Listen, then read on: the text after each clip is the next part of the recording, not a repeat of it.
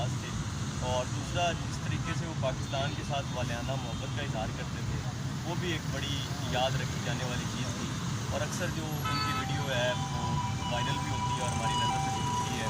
ہم پاکستانی ہیں، پاکستان ہمارا ہے۔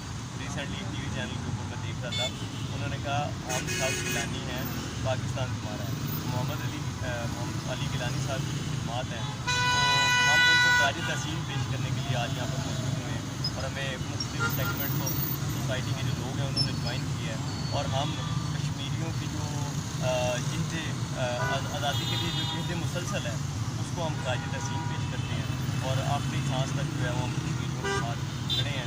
اللہ جلد کشمیر کو جو ہے وہ آزادی عطا کرے اور وہ بھی ہماری طرح آزاد زندگی گزار سکیں، پاکستان کے ساتھ ہوں یا پاکستان کے ساتھ نہ ہوں، آزاد ہوں۔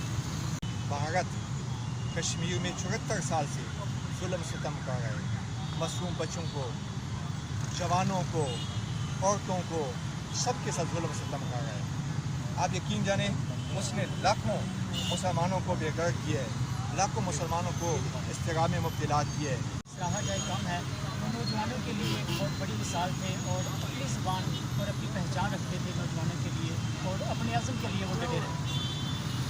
سید علی گیلانی کو خراج تحسین پیش کرنے کے لیے آج ہم یہاں پر اکٹھے ہوئے ہیں۔ کشمیریوں کی جو مضبوط آواز تھی سید علی گیلانی، جنہوں نے اپنی پوری زندگی جو ہے وہ انڈیا کے جبر و ستار کا سامنا کیا اور آخرکار جو ہے وہ دنیا سے چلے گئے ہیں۔ تو